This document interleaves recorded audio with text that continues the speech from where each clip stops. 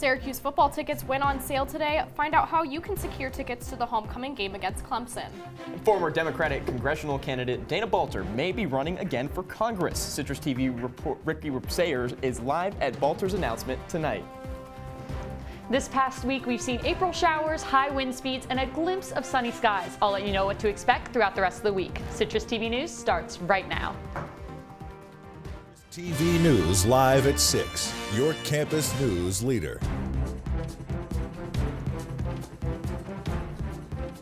Developing tonight, 6 Onondaga County deputies are in Upstate University Hospital after exposure to a powdery white substance. Good evening, I'm Chris Venzon. And I'm Anna Azallion. The deputies were affected after processing an inmate who released the substance. Preliminary tests say the dust is potentially the hallucinogen PCP. Now the latest on the endless construction around SU's campus. Citrus TV's Peyton Smith found out how renovations to the Carrier Dome will affect how some students get to class. As winter rolls out, construction season revs up in Syracuse. The highly anticipated Carrier Dome renovations began on Monday. I think it's definitely something that's been a long time coming, so I think it'll be good to have renovations to the dome. However, these renovations will impact how some students get to class. Fencing went up this morning, blocking off the walkway along the west side of the Carrier Dome. This path is one of the most common ways students living in Sadler and Lawrenson get to class. This means students now have to use the sidewalk in front of the law school and go around to the far staircase instead of cutting by the dome as a shortcut. Some students, like Hummel, were surprised but are taking the change in stride. I didn't know that they were going up, so I was kind of surprised. So I thought this whole walkway was blocked off, but it wasn't. So that was nice. It's a little annoying having to walk around, but it's not really that bad. I think it's a very small price to pay for renovations to the dome, so I don't mind it. Other students were more skeptical of the project's timing. I think they should have waited until the summer, although I can't have a say in the scheduling, I guess, and how that must be hard to figure out. But I think if there was a need for infrastructure renovations, then they were needed. The fencing will remain in place until September 2020. In the meantime, students should allow extra time to get to class. Peyton Smith, Citrus TV News. The planned dome renovations include a new roof, scoreboard, and finally, air conditioning. And the entire project should be done by the fall of 2020.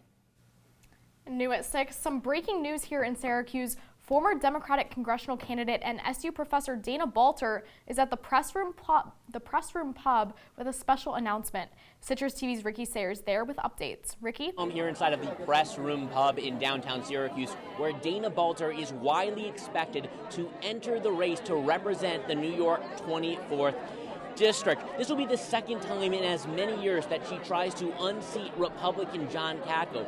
Right now, behind me, people are filling into the room. There's about 50, maybe 75 people in here. The event is going to start any moment now. We're expecting Balter to speak in less than 20 minutes. On Twitter earlier today, she posted an image displaying the words "reignite the movement." We believe that's a reference to her volunteers and voter base from 2018. John Katko beat Balter in that race by just 6 percentage points. It was the closest Katko has come to defeat in 6 years. After losing that race, she started a nonpartisan civic group and stopped teaching at SU. Now it appears Balter is running again. She'll likely have to improve her showing outside of the city, where she lost in the last election. Interestingly, she did attend a Democratic rural conference Saturday. She wrote on Twitter, she is inspired to fight with and for rural communities. So Ricky, as we understand, Balter isn't the only candidate in the race, correct? That's right. We've already seen 2 Democrats enter this race already, including one yesterday. Roger Miso wants to create an inclusive Central New York economy. Francis Connell is focusing on growing the middle class. Whoever wins this Democratic primary will have to try to unseat John Katko, who is, and as Democrats have held this seat for over 40 years. Reporting inside of the press room pub in downtown Syracuse, Ricky Sayer, Citrus TV News. Thanks, Ricky. Citrus TV will keep you updated on Balter's announcement on both later on in the show and on Twitter. Syracuse football tickets are on sale today. Single game tickets for the upcoming season became available to the public this morning. This includes the homecoming game against Clemson on September 14th. Pricing for ACC games start at $35, except for the Clemson game, which is priced at $74 on StubHub. And the College of Visual and Performing Arts has named a new director for the Setner School of Music. Milton Ruben Laufer has been tapped to lead the program starting on July 1st. Laufer is currently director for Western Carolina University School of Music. He has a doctoral degree from Rice University and has also studied at the Music Institute of Chicago and the Eastman School of Music. A Mount Everest expert will give a lecture today hosted by the School of Education. Trevor Day is an associate professor of psychology at Mount Royal University in Canada. His research focuses on how the body responds to high altitudes, focusing specifically on how it responds when climbing Mount Everest. His talk starts at 7 p.m. in Maxwell Hall. And the College of Arts and Sciences is celebrating National Poetry Month. There's a joint poetry reading by Pulitzer Prize winner Peter Balakin and recent Colgate graduate Lauren Sanderson scheduled for Thursday at 6 p.m. in the Nancy Cantor Warehouse. Balakin is a humanities professor in the English department at Colgate, and this event is hosted by the Point of Contact Gallery. Now, Chris, we both kind of wore our spring colors today. Oh yeah, black, definitely a certain look that I'm trying to go for here today. You got that purple under there, though. Well, thankfully, Amber is in yellow. She a little bit more in a festive spring mood. What do you have for us, Amber, with weather? Are we going to have any good news today? I'm definitely in a spring mood, but not because of today. It's because of what we're going to be seeing tomorrow. If you look right now, it's 50 degrees and it's mostly cloudy with those 11-mile-per-hour winds. So unfortunately, it is going to be feeling pretty chilly just because of the wind. The wind chill always makes it feel colder than the temperature that you're seeing here. And looking at the current temperatures across the rest of central New York, as you can see, Syracuse is lucky to have clouds. Everywhere else seems to be raining except for Rome and Fulton, but they're all similar temperatures, high 40s, low 50s. So we're seeing pretty similar temperatures across central New York. And looking at our forecast tonight, we are going to see a sunset, hopefully as beautiful as this one, at 7:49 p.m. and it's going to be a mostly clear night. 34 degrees, so a little bit chilly. You're definitely going to want to wear a windbreaker or some sort of jacket if you're going to be going out tonight. But overall, clear, no precipitation. I'll have more coming up in my full weather forecast. Back to you guys. Thanks, Amber. Syracuse is adding 2 more major artists to the summer's concert lineup. Nas and Mary J. Blige are co-headlining a concert at the St. Joseph's Amphitheater at Lakeview on Saturday, August 31st. Tickets go on sale this Friday, April 19th, and are available for purchase on Ticketmaster, Live Nation, or the box office at the On Center. Tickets start at $30, and shows at the amphitheater start on May 16th with Jason Aldean. Other shows include notable artists like Cardi B and Zac Brown Band. Destiny USA is in some trouble. According to a Wall Street Journal report released earlier today, the mall is struggling to pay its mortgage. The mall's mortgage was picked up by a company that managed mortgage defaults. The mall's now working on getting a loan extension. Destiny's owner, Pyramid Management Group, currently has over $400 million worth of debt from its 2 mortgages on the mall. The loan servicer said it's expecting Pyramid to default on its mortgage in June. And a meteorologist in Rochester is filing suit against Channel 10 following his dismissal in January. The complaint says that Jeremy Capel was fired after he appeared to use a racial slur on air. Following the broadcast, however, Rochester's mayor and city council president called for his firing in addition. Capel says he jumbled his words by mistake. He had been Channel 10's chief meteorologist since October 2017. Channel 10 says it will defend its decision to the fullest. Coming up, fire ravaged one of the world's most iconic cathedrals. Find out what happened to the artwork inside. And a new candidate has declared in the 2020 presidential race, but he's not a Democrat. Find out who it is after the break. This is the story of a boy who didn't talk for a long time. The boy liked things to always be the same. Any changes would scare and upset him. The unknown was an unfriendly place. The boy was very sensitive to lights and sounds. So he built secret hiding places where they couldn't get in. The boy didn't like looking people in the eye. He wasn't trying to be mean, it just made him feel uncomfortable. Sometimes he would flap his arms again and again. One day, I found out I have something called autism. My family got me help. Slowly, I found my voice and learned all the ways I could live with it better. Early intervention can make a lifetime of difference. Learn the signs at autismspeaks.org.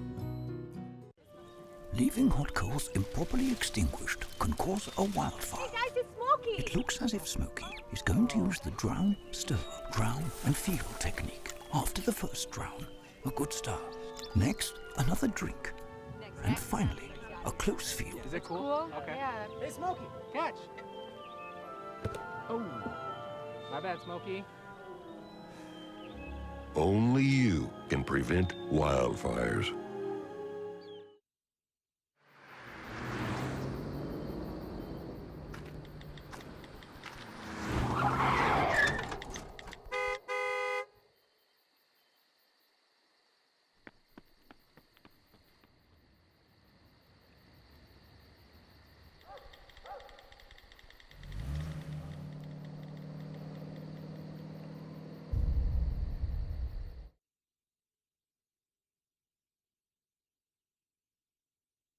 If you see news happening on campus, in Syracuse, or across the nation, call the Citrus TV Newsroom, 315-443-1177, or tweet at CitrusTV News, your campus news leader. After yesterday's fire in the Notre Dame Cathedral in Paris, officials are working to secure its historic artwork. The cathedral contained artwork and relics significant to Catholicism, including a crown of thorns that Jesus was said to have worn and a pipe organ that is over 600 years old. Most of the artifacts salvaged from the fire will be transported to the Louvre Museum. Notre Dame's famous glass windows also escaped major damage. However, the status of many artifacts is still unclear. And in an effort to help rebuild Notre Dame, a collection of France's wealthiest families have already raised more than $700 million. The luxury group LVMH, which owns Louis Vuitton, Christian Dior, and Givenchy, is giving nearly $230 million. The Pinault family and the oil and gas company Total are pitching in $100 million each. French President Emmanuel Macron is promising to rebuild the 850-year-old cathedral, but there are currently no details on the time or cost of the restoration. Notre Dame is one of the most emblematic churches in the world, but it's also a symbol of France. We do feel that responsibility also because we are the caretakers of those symbolic brands. I mean, not only the big luxury brands that you mentioned, but also wines, also the big brands of champagne. So in a way, we're lucky to work with these French names and the patrimoine of France and the heritage of France we take care of, but we also profit from. So in a way, we're giving back to France what France has given us. And back in the States, the race for the White House has a new member, and it's not a Democrat. Republican Bill Weld has announced he will challenge President Trump for the 2020 nomination. Here to break down the history of primarying a sitting president is CitrusTV Elections Analyst Anthony Dabbundo. Former Massachusetts governor and former 2016 Libertarian vice presidential nominee Bill Weld announced yesterday he's going to primary President Trump. Now, many have wondered if a more moderate, traditional GOP candidate would step up to challenge Trump. But primarying a sitting president is hardly traditional. The last true in-party fighting against a sitting president came all the way back in 1992, when Pat Buchanan challenged George H.W. Bush, winning 23% of the vote but 0 states. But Bush did go on to lose the general election. And this time, Weld says supporting Trump was out of the question. I could not support Donald Trump for president. I'm not saying I would ever endorse a Democrat in this race, but I could not support the president. Now, prior to 1992, primaries became more common, like in 1980 when Ted Kennedy challenged sitting President Jimmy Carter, winning more than 1/3 of the vote and famously refusing to shake Carter's hand on the stage at the convention. Carter went on to lose the general election to Ronald Reagan in that November. And Reagan himself primaried Gerald Ford in 1976, and while he didn't win, he weakened Ford enough for the general election, which Ford went on to lose. Now, there is little precedent for a primary challenger unseating the president, and polls suggest Weld might not even reach 10%. but there are clear signs that it could weaken President Trump as he prepares for the general election in November 2020. Chris and Anna, back to you guys. All right, we saw a little bit of sun today, but it was barely enough to supply our daily dose of vitamin D. We'll be back after the break with a full weather forecast when we come back. That my voice sounded like a possessed baby doll. That no one would ever love someone as stupid as me. That I was fat, ugly, disgusting. The effect of bullying is potent. We will no longer be the silent majority. Now, when you see online bullying, there's something you can do about it. We're gonna take action with the I. I am a witness. I am a witness. I am a witness. I am a witness. I am a witness, and so are you.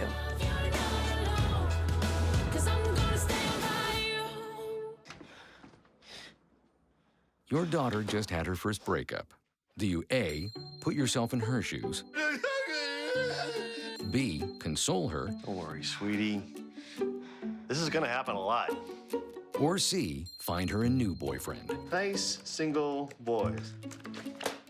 That was weird. As a parent, there are no perfect answers. But you don't have to be perfect to be a perfect parent. Thousands of teens in foster care will love you just the same.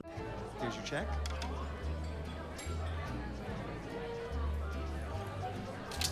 Oh, you got it. You know, since I got rid of my car, I really enjoy walking. Okay.